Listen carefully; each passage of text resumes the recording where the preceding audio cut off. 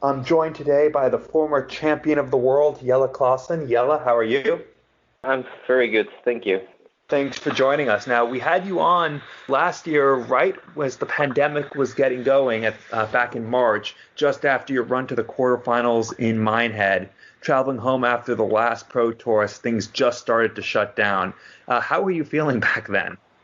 At that time, I felt great. I thought it's going to be an amazing year, but everything went different from that moment. Yeah, no kidding. And no one knew what was coming next. PDC, of course, put on the home tour a few months later. But how did you find taking that initial time off away from the tour as things paused for a couple months? Did you use that time to take a break from darts, or were you practicing at home, or what? I think the first couple of weeks didn't practice at all because there was no telling when we were gonna start. So we knew it was gonna take a while for the tournaments to get back. So I knew I had some time to take a rest and then a few weeks to get ready again. So no, the first couple of weeks I didn't do much. Now, of course, once that home tour got going, you did fairly well, making it all the way to the final group. How did you find the switch from what you've obviously been doing most of your life, playing darts in person, to having to play competitively online?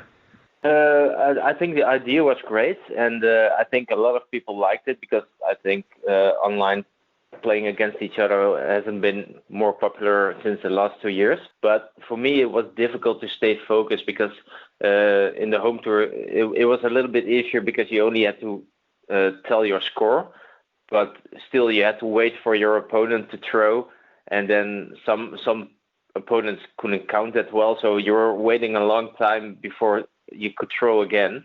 And for a fast player like me, it was pretty hard. And I didn't play great, but I was finishing great, so that was one of the reasons I made it to the final. But no, it was a nice experience, and all credits to the PDC to make something happen so that we could play competitive again. Now, of course, then come July, the summer series, and finally the return to competitive in-person darts. Being in the Netherlands, you're one of the players who were having to travel over in order to come to play. How did you find the traveling, at least those first few times during the pandemic?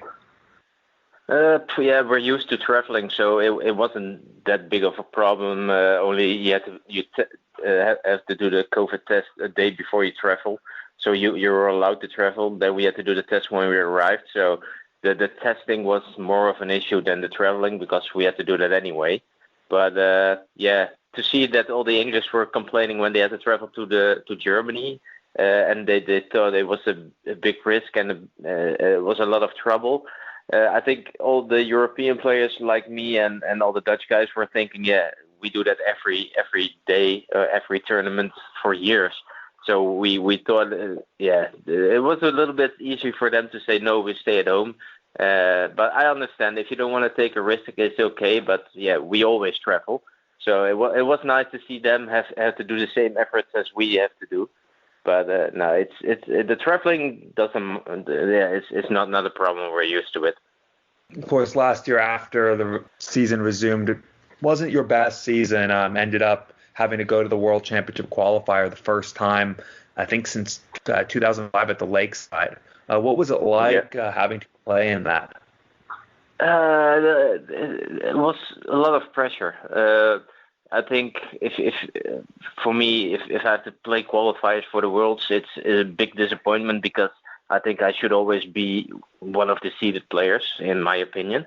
But I knew I didn't have the best of years, even though I was averaging more than most people above me. I didn't get the results, missing a lot of match darts, people playing great against me. I think I'm one of those opponents that people love to play because I always play just darts and don't distract anyone, so everyone can play their own game against me, and yeah, they always seem to play their best game.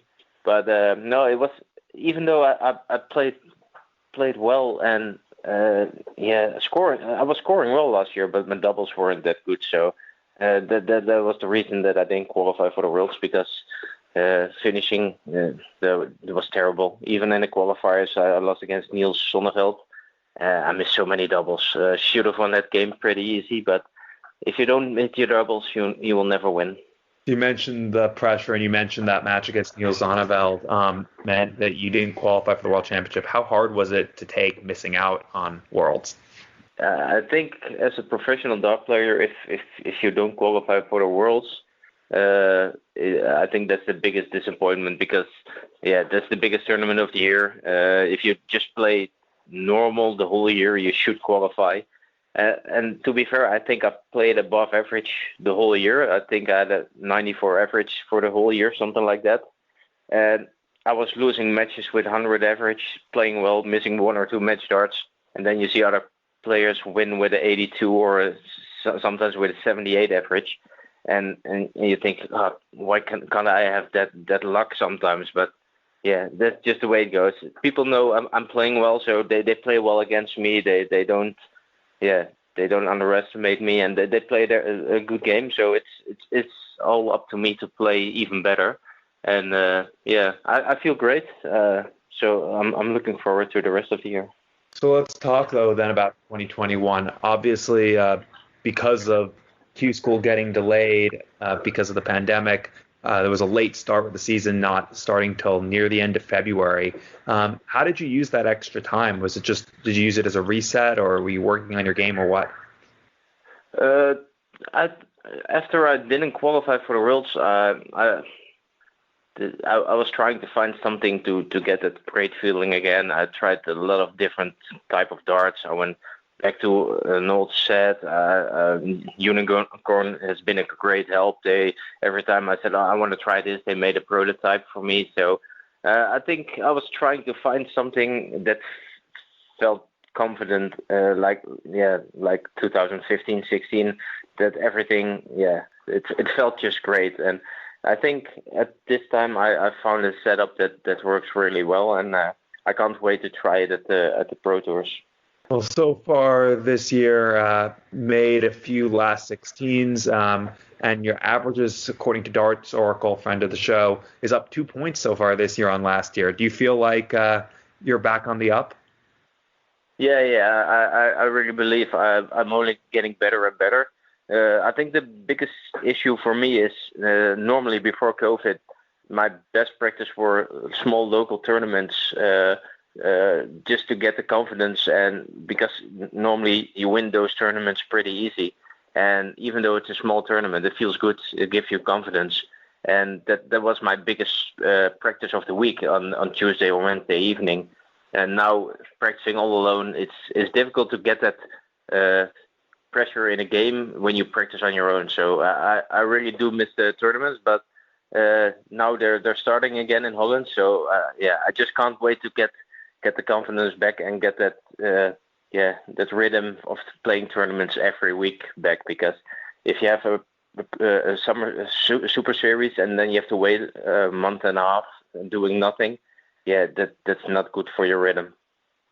We're all looking forward to those events going back on. Hopefully they're back very soon. Now, currently 58th in the order of merit, defending some money at the World Championships at the end of the year. It's a big 6 months coming up for you. How do you feel about the challenges of getting to Worlds this year and keeping your tour card? To be completely honest, I don't really think about it, because I know I'm playing well enough to go for in every tournament. So I'm just depending on... I'm just counting on my talent and my abilities to play well and make sure that I'm qualifying for the Worlds. And if I have to go to Q School, of course, it's something you don't want to do, but I think I'm good enough to qualify. So I wouldn't be panicking, but I'd rather avoid Q School and just qualify for the Worlds. So that's my number one priority. Just get enough points on the rankings to qualify for the World Championships, or maybe win a qualifier. It doesn't matter for me, as long as I play the World Championships this year. It's a success. You mentioned playing Worlds is the number one target this year. Do you have any other targets or goals this year, or are you just taking it one tournament at a time? No. At this moment, it's easy for me to just say qualify for the Worlds, because that means I keep my tour card, and that's the only priority at the moment. And if I do that next year, my target is going back into the top 32 of the world. But I know all too well that you can only do that if you qualify for TV tournaments, because if you don't do that, you won't get far in the ranking. So no, it's at the moment I'm just focused on the Worlds, and I believe that will happen. Now, away from the darts, we've also seen you've been on the golf course a bit. How long have you been golfing for, and is it something that helps take your mind off the darts? Yeah, I think the first time I played golf was about 20 years ago. I did it maybe 2 or 3 times with an old friend of mine, and then maybe 3-4 years ago, a guy I met in the dart store, he was playing golf, and he asked me if I wanted to join him. And I think in the first year I played 2 or 3 times with him. And then since last year, because of COVID, I thought I want to find a hobby, something to get my mind off the darts. And I started playing golf again. Just got my license in Holland. You needed to play the courses, so I did that. And now every week, 2 or 3 times, I'm on the driving range or getting lessons. So it's a nice distraction, and I really love the game. And lastly, and most importantly, we know you're a big football fan, as of course is your wife. It's good to see the Netherlands back in a big tournament after missing the last couple. How do you think they're going to do at Euro 2020? That's a difficult question, because I don't think it's the best Dutch team ever. But I think we're growing every game we play, and as long as our coach will do the correct setup of the team, we can terrific things, because I think if we play well, we're still one of the best in the world. But at this moment, I think we have to be a team again, and hopefully in the next few games they will start playing like a team and do what they can, and that's winning games. Well, Jelle, thank you for joining us. Best of luck with the Super Series, and best of luck for the Netherlands at Euros 2020. Thank you. Thanks for having me.